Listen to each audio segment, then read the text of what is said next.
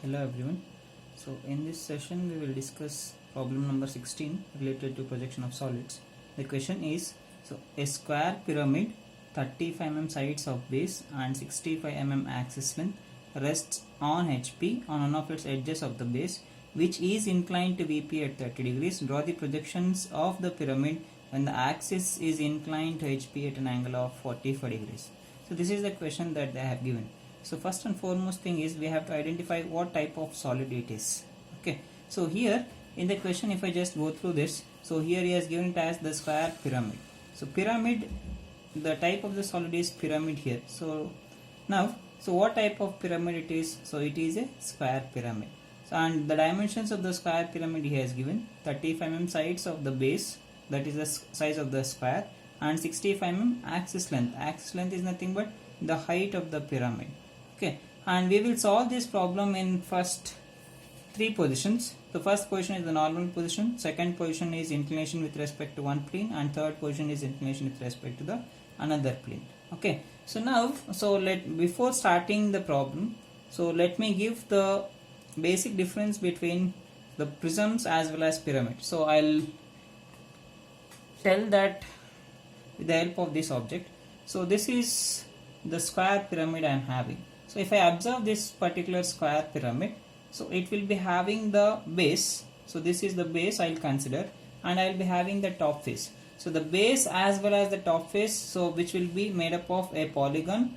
Okay, and the sizes of the base as well as top face, that will be equal. So the size and shape will remain same. Okay, and if we consider the side faces, so these faces are called as the side faces, they are called as lateral faces. Side faces are called as lateral faces. If I observe all these side faces, so they are in what shape? So they are in the rectangular shape. So this is about the prism. Okay, so if I observe all these lateral edges, so all these lateral edges are exactly vertical to each other. So they are parallel with respect to each other, with respect to one another. Okay, and they are standing exactly vertical. All these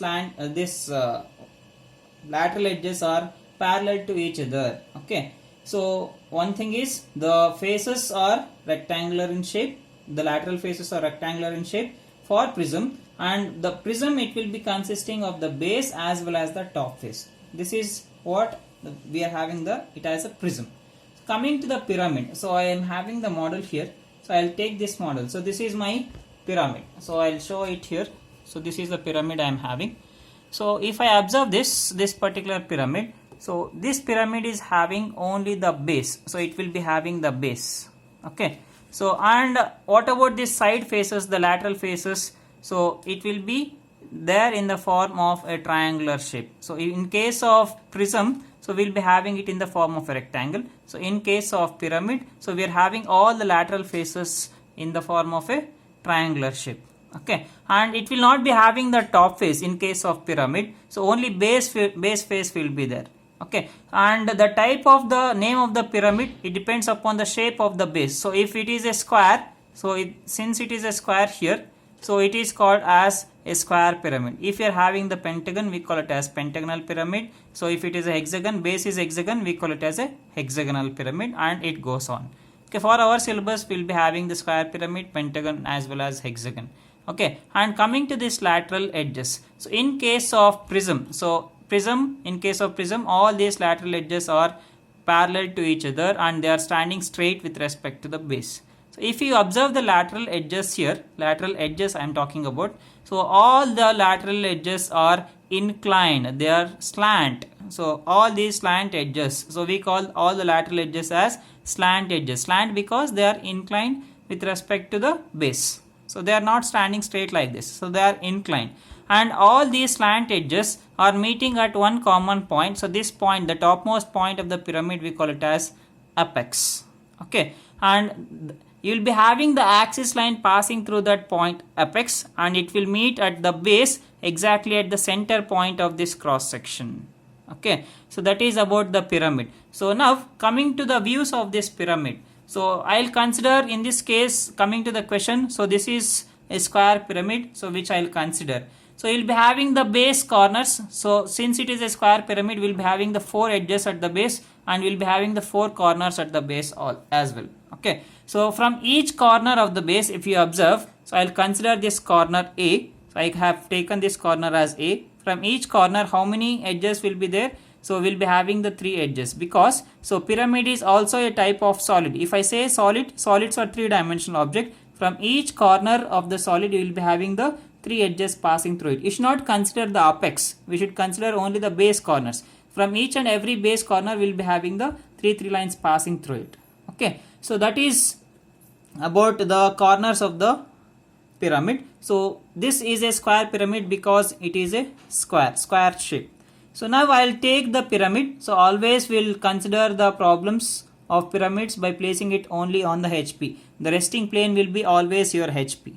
So we'll place this square pyramid on HP in 2 ways. So one is either the side resting position we will get, or the corner resting position. So according to our procedure, what we will do is, so we will always consider the resting position towards my right hand side. Okay, so in this case, so we are having the problem that is related to, it is what is telling in the question. Let us see here. So a square pyramid, 35 mm sides of base and 65 mm max length, rests on HP. Resting on HP, the resting plane is HP here, and how it is resting on HP? It is resting on one of its edges of the base. So I have written it here. The resting plane is HP, and how it is resting?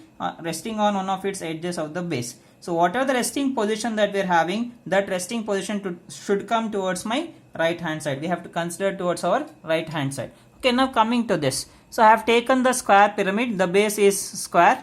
Okay, and I place this square pyramid on HP like this. So I have taken it on one of its sides. So why it is side? Because so we are having the side here. So side towards my right hand side or the edge of the base. So if I am having the edge of the base towards my right side, so whatever the edge that I consider, that will be my resting side. So that edge should be there on the XY line or on the HP in all the 3 positions. So whatever the inclination that you do, so this resting edge should be there, should be touching to HP always. Okay, now coming to the views of this square pyramid. So I have taken it on one of its edges. So because I am having this edge, so edge towards my right hand side, so I have taken the namings as AB. I'll take it as AB. I'll rotate the figure like this, so it will be easy for me to do the namings also. So now I'll take this object from the top view. If I see this object from the top, so first I'll go with the top view. So if you observe this particular pyramid from the top, so we can see all these 4 edges of the base. The square, complete entire square is visible to you. Okay, so AB, BC, CD as well as DA. So 4 edges are visible. Along with these 4 edges, so we can see this slant edges also. Okay, so which are the slant edges? So this point I call it as apex point. I'll give the naming as O1, and the base point of the axis I call it as naming O. Okay, and we'll be having the slant edges. Slant edges are your lateral edges. So slant because they are inclined. From each and every corner of the base, we will be having the slant edge. So all the slant edges are meeting at a common point called as apex. If I take the top view of this particular pyramid, I can see the slant edges also. But in case of prism, you can observe here. So if I consider the prism, so if I see it from the top, I can see only these 4 edges of the top face. We cannot see so any of the lateral edges here, because all the lateral edges are standing straight. So they are parallel to each other and they are perpendicular with respect to the base. If I see this object from the top, only the 4 edges of the square are visible to you. Okay, and the base face is also not visible to you. So hence, so in the case of prisms, so I have taken these diagonals so as thin lines. But if I go to the pyramid here, so if I see this pyramid from the top, so all these slant edges are visible to you, and it looks like that. So it looks like that, just like the diagonals. So we are having the diagonals passing. So with respect to the corners in case of this square pyramid. So that is about the top view. So top view, what it says, if I see this object from the top, so all the 4 edges are visible along with the 4 base edges. So we'll be having these slant edges that are also visible to you in the front. Okay, that is about your top view. So coming to the front view now. So how does it look like in the front? So this square pyramid, if we consider the square pyramid from the front, so if I see this object from the front, it looks like a triangle for me. Okay, so this slant triangular face is visible to you. So what about the axis line? So axis line, is it visible? If I assume that this solid is made up of a glass, so the axis line which is passing exactly from this apex point, so that is also visible to you. Okay, so this is about the side resting problem. If the object is corner resting problem, so what I should do, I should have only the corner towards my right hand side. So I should have the object like this. If I take the object in this manner, so if I see it from the front, okay, again it looks like a triangle for me. But how many slant edges are visible to you? So this is the first slant edge, A to O. So B to O1 is also visible. So and this C to O is also visible. Okay. So all these three slant edges are visible to you if the object is resting on one of its corners. Thus, if the square pyramid is placed on one of its corners. If the square pyramid is, so here in this case, so if it is resting on one of its corners, so the axis line is not visible to you. Okay. So now I'll consider the pyramid resting on one of its sides like this. Okay. If I consider the pyramid resting on one of its edges or sides, so this is about the front view what we have discussed. Okay. Now let us go to the construction. So coming to the construction, so the first position is the normal position I have taken. Top view is square with all the slant edges visible, and front view is a triangle. So how many slant edges are visible? So two slant edges and the axis line are visible here in this case in the normal position. So I'll come to the construction now. So construction, or how to do it is, so we know that always will consider the first angle of projection. So hence, so what I have done is, so I have taken the XY line.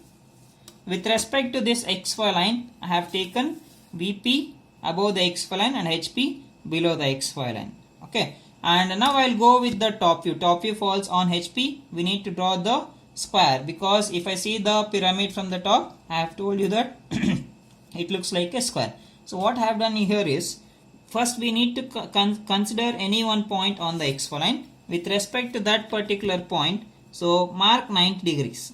With respect to this point, by placing your protractor along the XY line, so mark 90 degrees. So with respect to this 90 degree point, you draw one thin line, you extend a line with respect to that reference point and you draw a line like this. That is your reference line. So on this reference line, you take the size of the square. So what is the size of the square he has given in the question? He has given it as 35 mm. So you consider 35 mm point. You mark 2 points at a distance of 35 mm. This is one corner and this is the another corner. So with respect to these two corners, so what I'll do is, I'll place my protractor along that vertical line and I'll mark one 90 degree point. Okay, I'll mark one 90 degree point because the angle of the square is 90 degrees. Okay, with respect to the another point, you mark one more 90 degrees. So with respect to these two 90 degree points, you draw a thin projection lines. Take a thin projection line. So from here also, you consider one thin projection lines. So on these two 90 degree lines, so what we have to do? So we have to mark one more 35 degree points along the first line, on the first line. So on one more 35 degree point on the second perpendicular line. So in this way, we will obtain all the four corners of the square. After obtaining all the four corners, so you join them with the help of dark lines. Okay, this has to be dark. This edge has to be dark. All the four edges of the square are visible to you. So that is what we have shown in the top view. Okay. So this edge is also visible and this is also visible. So along with these four edges of the base, so I have told you that the slant edges are also visible. So slant edge, where we will get the slant edge? So in order to draw the slant edges, we need to identify the center point of the cross section. How to identify the center point of the cross section, that is square? So by drawing the two diagonals. So you draw two diagonals. So this is one diagonal and this is my another diagonal. So where these two lines intersect, so that will get the center point of that square. So now from each corner of the base, so we'll be having a slant edge passing from each corner of the base to the apex point. So apex point, it looks like it is starting exactly at the center. Okay, so now I will draw all those lines. So from each corner to the center point. So this is the first slant edge. So this is the second slant edge. So these lines has to be dark lines here because it is my pyramid. So in case of prism, so these lines will not consider, because if I take the top view, only square is visible. So this, again, this is the fourth slant edge. If I join all the slant edges, it looks like we have drawn the two dark diagonals here. Okay, so these are the slant edges actually. So now I will go with the dimensioning. So what is the size of the square I have considered? Take the extension lines. So with respect to this extension lines, so take dimension line perpendicular to them. So on this dimension line, you write 35. Okay, now I'll coming to the namings. So we'll be having the base corners. So only base is there. So I'll write directly A. So this point I call it as B. So this point I call it as C, and this point I call it as D. And if I see it from the top, so the apex point I'll call it with the naming O. The base point, base of the axis, I'll call it as O1. So this is what I'll consider. So just I'll show it here. So this point I have taken it as A. You can see it here. So this point I have taken it as B. This is C point. Okay, and this point is D, and this point I have considered it as O, and this base I call it as O, and I have written it O in here, but I'll call it as O. So O is visible. So if you see it from the top, all these four corners are visible, the square, and along with that, this apex point is visible. Apex point name I have called it as O. Okay, so hence O is visible and O1 is not visible to you. I have written it as O of O1 in the top view. Okay, so now I'll take the front view. So how to take the front view now? So I'll take the projections from each and every corner. So take the projections from each and every corner. Extend thin projection lines like this. So take the projection line from this point. So and again from the center point you extend the projections. So this is the point. So with respect to these points, I need to take the height of the pyramid. So what is the height of the pyramid? So he has given it as 65 mm axis length.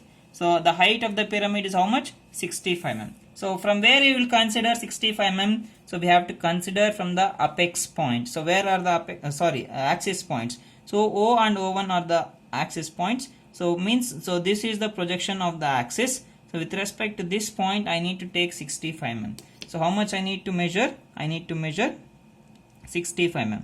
So this line, whatever the line that I will take, so that should be exactly perpendicular. So from this point you take 65. So what type of line I have to draw? So whether I have to draw it as an axis line or dark continuous line. If you observe this figure here, so exactly below this center point of the cross section, I don't have any corner of the base. So if I don't have any corner of the base, if I see it from the front, so this point, this axis line is visible to you. So hence that should be drawn as axis line. From this center point, you take the axis. So axis line should be drawn as thin chain line. It must be very, very thin. Okay, like this. That is the axis line that I have taken. So once after taking that axis length of 65 mm, so we know that from each corner we will be having the slant edges. In the front view, it looks like a triangle. So you've construct a triangle now. So this is the slant edge that is visible, that is B to O, and the another slant edge that is visible to you is so C to O. The two slant edges are visible.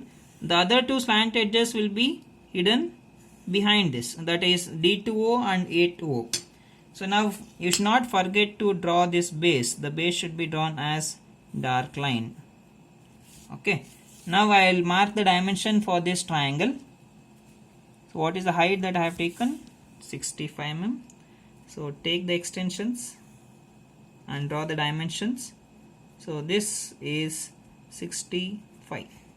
I will go with the namings now. Namings will be easy here because I am having only the base corners. So if I consider this projection line, I am having B as well as A. Among these two corners, which is nearest to the XY line? So A. So you place that corner inside the bracket. So since it is front view, I need to write it with dashes. B dash of A dash. Coming to this point, so I am having only the O1 point at the base. So hence you write that O1 point with the dash and inside the bracket because it is lying inside the cross section. So at this, on this projection line I am having C as well as D. D is nearer to the X line, so you place that D inside the bracket. Finally I will be having the apex point as O dash. So this is about your front view.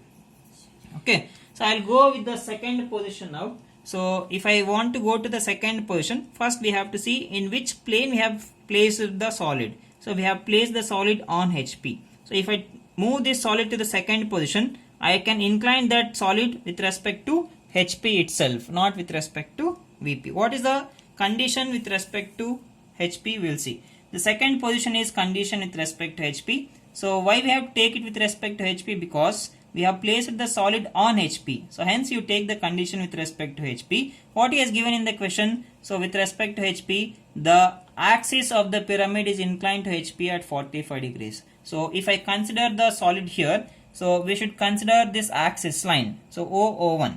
So this axis is exactly perpendicular with respect to HP now.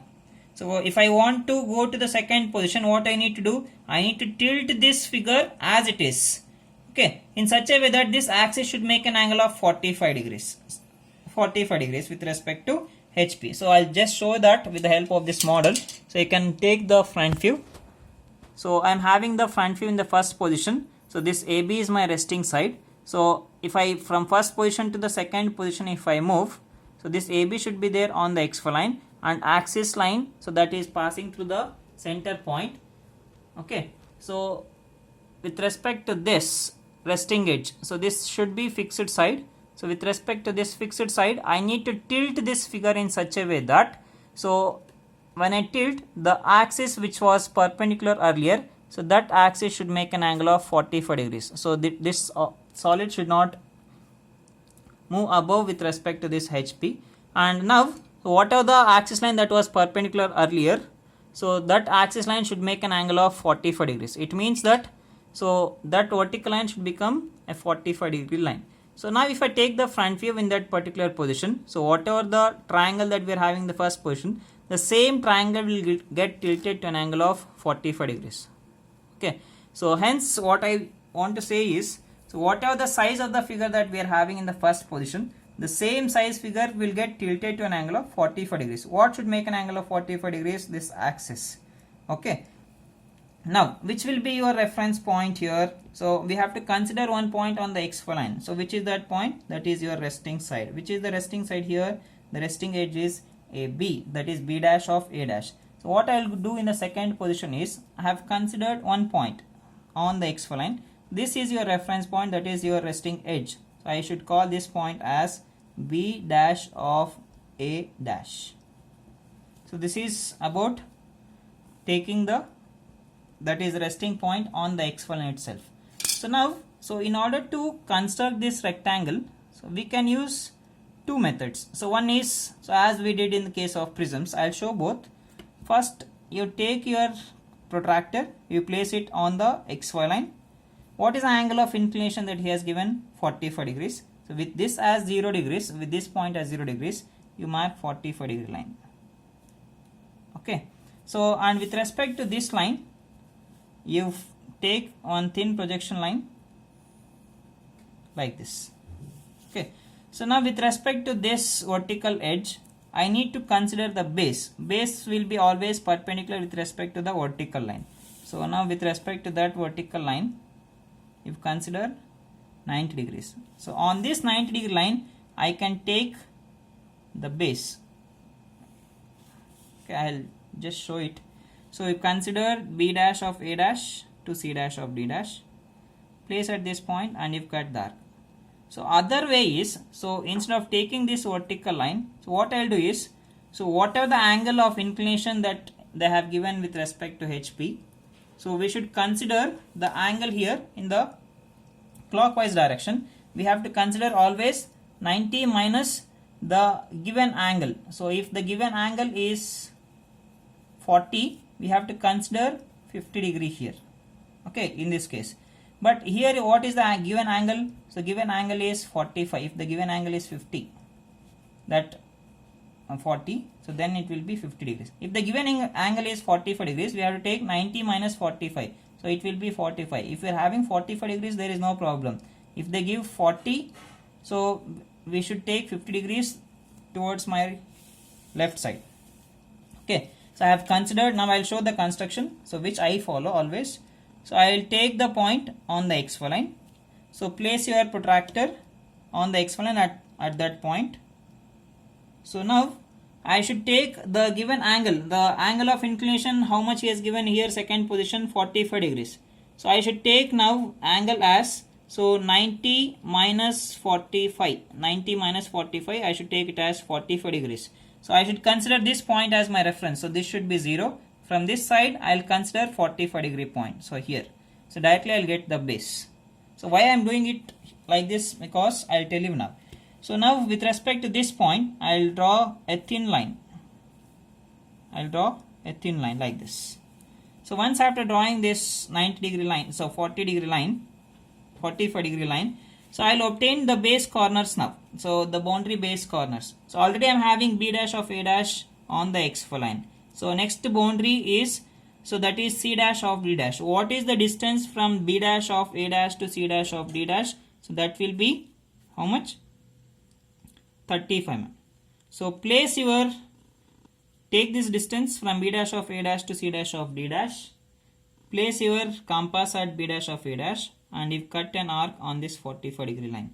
The point where it intersects, so that will be your c dash of d dash point. So once after obtaining these two corners, once after obtaining the two extreme base corners, I need to obtain the axis line.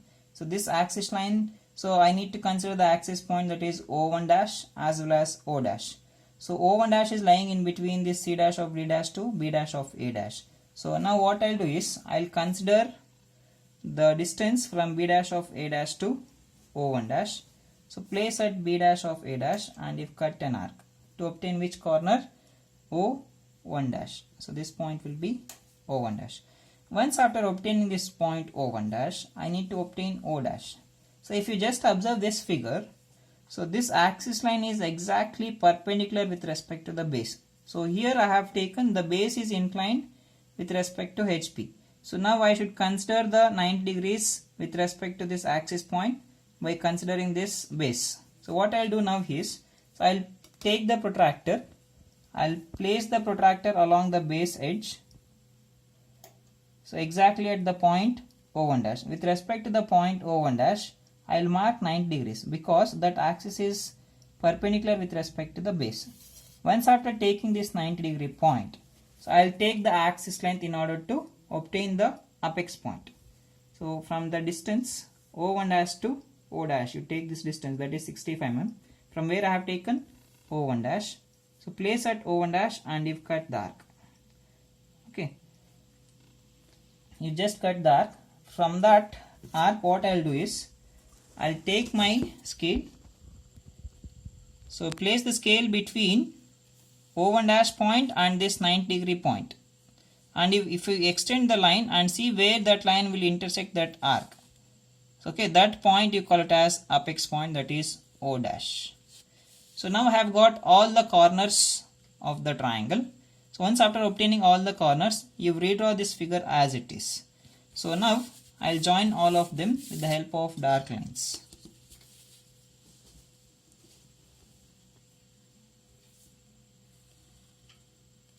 Okay, the base I have joined. Next is this slant edge, that is B2O,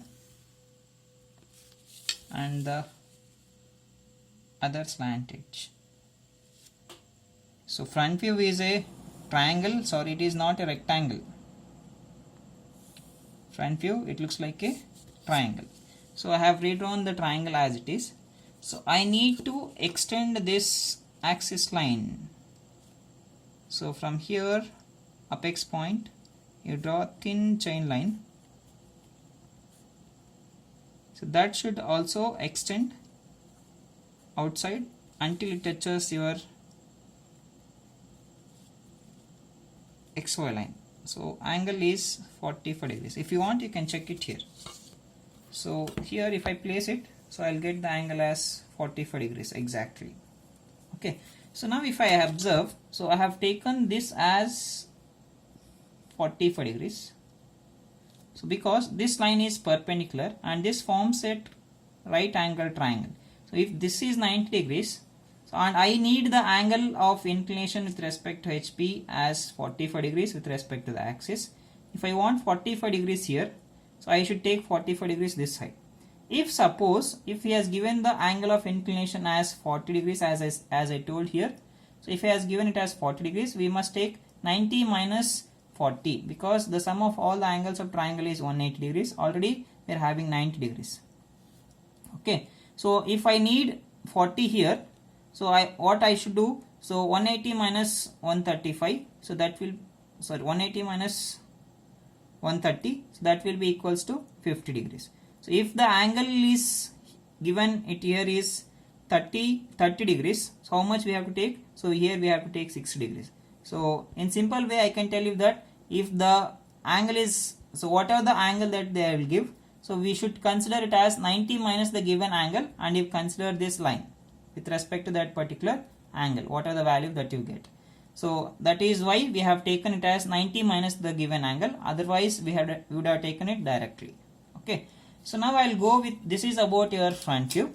So I have done the namings and I have taken the XY axis line and I have extended and I have measured the angle 45 degrees. I have mentioned it also.